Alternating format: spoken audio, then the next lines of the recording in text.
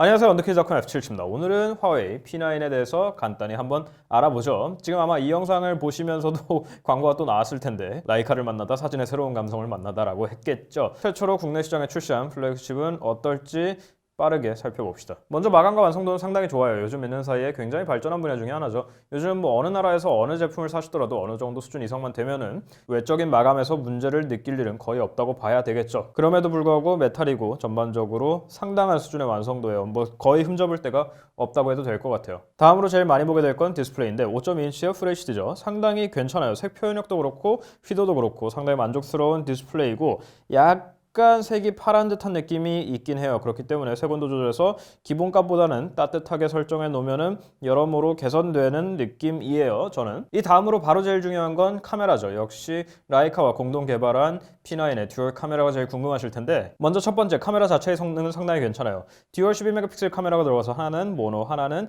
컬러 센서가 들어가 있죠. 전문가 모드도 지원이 되니까 수동으로 조절을 할 수도 있고 위로 당겨서 모드에서 흑백을 누르면 흑백 센서만을 이용해서 찍을 수 있는데 이게 디테일이 상당히 좋아요. 거기다가 색깔 선택 모드를 이용해서 표준 생생한 색, 부드러운 색, 라이카를 흡사 재현한 듯한 색깔을 넣을 수 있는데 옆에 살짝 비네팅이 끼면서 색에 상당한 펀치가 들어가서 저는 이 색감이 상당히 마음에 들어요. 조금 어둡다고 느끼실 수도 있겠는데 거기다가 심도 조절 기능도 있기 때문에 이렇게 눌러서 조리개 값을 변경할 수 있죠. 물론 실제로 되는 건 아니고 두 가지 심도 센서를 이용해서 소프트웨어로 뒤쪽을 날려주는 거예요. 아웃포커싱 또는 보케라고 부르는 그거죠. 사진을 촬영하고 나서 갤러리에서 나중에 수정할 수도 있고 여기다가 필터를 입혀서 사진에 다양한 효과를 줄 수도 있죠. 다만 필터는 조금 더 다양했으면 하는 느낌은 있어요. 여기에 동영상도 마찬가지로 초점까지 수동으로 조절할 수 있는 기능이 있는 건 반갑지만 4K 촬영이 안 되는 것도 아쉬운 점 중에 하나라고 할 수 있겠죠. 여기에 요즘 제조사들이 카메라만큼 공을 들이고 있는 건 오디오인데 스피커는 꽤 괜찮은 편이에요. 하단의 위치에 있어서 조금 막힐 만한 위험이 있지 않나 싶긴 하지만 뭐 뒤보단 나으니까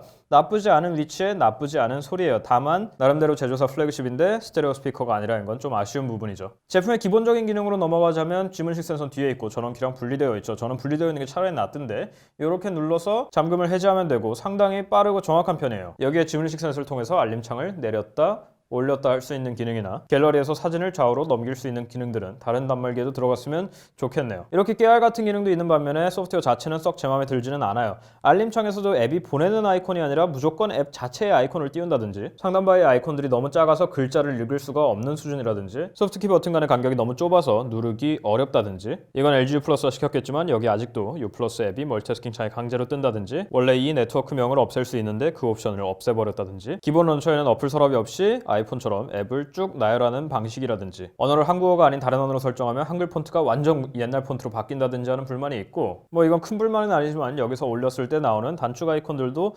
사용자가 바꿀 수 있었으면 하는 간단한 바람인 거죠.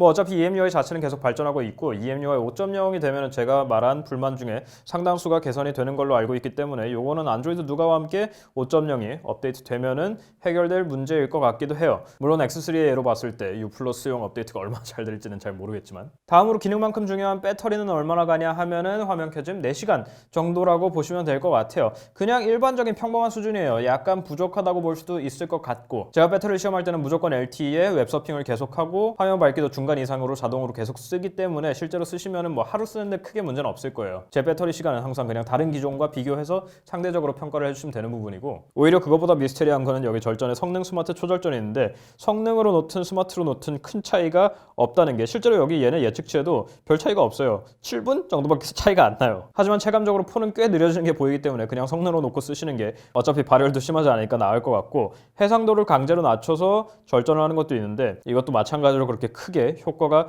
있다고 생각하지는 않아요. 사실 여기까지는 다 인정할 수 있는데 황당한 건 고속 충전이 안 된다는 거예요. 그냥 충전기가 들어가지 않은 것뿐만 아니라 이 자체가 고속 충전을 지원하지 않아요. 그렇기 때문에 한 2시간, 2시간 20분 정도까지 충전 시간이 걸린다는 건 굉장히 아쉬운 점이에요. 이 친구가 플래그십이라는 걸 감안하면 더더욱. 플러스에서는 제가 말한 대부분 단점들이 해결되는 걸로 봐서 일부러 차등을 뒀나 싶기도 하고요. 뭐 저를 오랫동안 보셔서 아시겠지만 사실 저는 디자인이나 사진의 느낌 같은 숫자로 설명하기 어려운 거에 점수를 굉장히 후하게 주는 편이기 때문에 때문에 저는 P9이 사실 꽤 마음에 들었어요. 디자인도 깔끔하고 마감도 좋고 사진 자체의 품질도 괜찮으면서 라이카 효과랑 심도 조절이 있으니까 재밌게 찍을 수도 있고, 그렇다고 기본 성능이나 배터리가 심각할 정도로 문제가 있는 것도 아니어서 저는 괜찮았는데, 이걸 많이 팔 수 있을까라고 생각했을 때는 자신이 없어요. 이건 굉장히 니치 마켓을 노렸다고 볼 수밖에 없어요. 특히나 한국에서는. 이 친구의 출고가가 59만 9천 원이에요. 근데 지금 시점에서 59만 9천 원이면 G4나 V10 그리고 갤럭시 A7 2016은 이거보다 5만 원이 더 싸고, 5만 원만 더 내면 갤럭시 A8 2016을 살 수 있고, 갤럭시 S6 Edge 플러스나 엑스페리아 X 퍼포먼스 모두